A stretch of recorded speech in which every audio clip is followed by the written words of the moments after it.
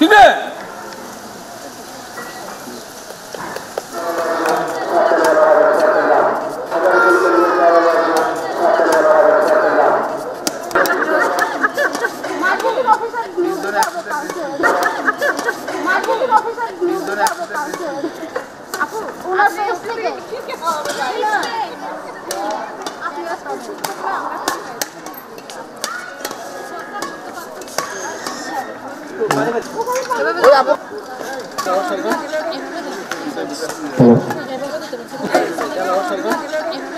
July August বিপ্লবের পরে সরকার যেহেতু একটা তারুণ্যের উৎসব 2025 পালন করতে যাচ্ছে, তারই ধারাবাহিকতায় কক্সবাজার যে বেসরকারি সংগঠন, উন্নয়ন সংগঠন পালসের উদ্যোগে, এবং পালস আমাদের একটা সংগঠন আছে, এখানে আমাদের একটা একাডেমি আছে, পালস বাণী একাডেমি।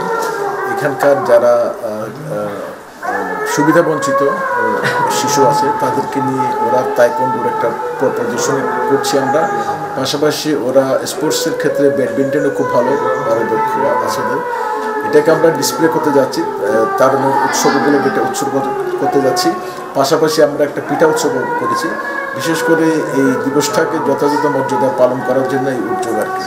আমরা মূলত জুলাই আগস্ট বিপ্লবের পরে সরকার যেহেতু একটা তারুণ্যের উৎসব 2025 পালন করতে যাচ্ছে, তারই ধারাবাহিকতায় কক্সবাজার যে বেসরকারি সংগঠন, উন্নয়ন সংগঠন পালসের উদ্যোগে, এবং পালস আমাদের একটা সংগঠন আছে, এখানে আমাদের একটা একাডেমি আছে, পালস বাণী একাডেমি। এখানকার যারা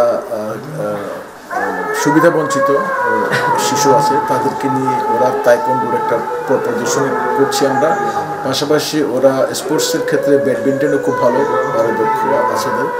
এটাকে আমরা ডিসপ্লে করতে যাচ্ছি, তার উৎসবগুলো যেটা উৎসর্গ করতে যাচ্ছি। পাশাপাশি আমরা একটা পিঠা উৎসব করেছি, বিশেষ করে এই দিবসটাকে যথাযথ মর্যাদা পালন করার জন্য এই উদ্যোগ আর কি। ধন্যবাদ দিতে হয় আপনার চৌধুরী প্রভা ভাইকে, উনি পালসের চেয়ারম্যান, কক্সবাজার কমার্সের প্রেসিডেন্ট। উনি খুব আন্তরিক।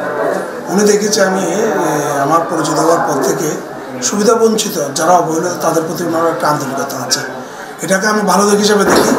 যারা শিশুদেরকে কীভাবে আমরা মোটিভেশন করে উপর দিকে নিয়ে আসতে পারি, এবং আগামী দিনে এই ধরনের কিছু ছোটো ছোটো কর্মকাণ্ডকে আমরা যেন বৃহৎ পরিসরে নিয়ে যেতে পারি। আর আমি বিশেষ করে খোবাইয়ের কাছে এবং মাননীয় জেলা প্রশাসনের কাছে অনুরোধ করবো, এই ধরনের অনেক সুবিধা বঞ্চিত ছেলেরা আছে, যোগ্যতা আছে, টাকার অভাবে অথবা আর্থিক অনটনের কারণে সুযোগ সুবিধা পাচ্ছে না, তাদেরকে আরও অধিকতর আমাদের এই ধরনের বিশেষ করে পালস তাইয়ামের মতো এবং যারা অনাথ আশ্রমের মতো দেখেছি আমরা এই ধরনের এতিমদেরকে যদি আমরা আর একটু সহযোগিতা করতে পারি, দেখবেন এরাই বাংলাদেশে একজন আমাদের জন্য নেতৃত্ব দেবে।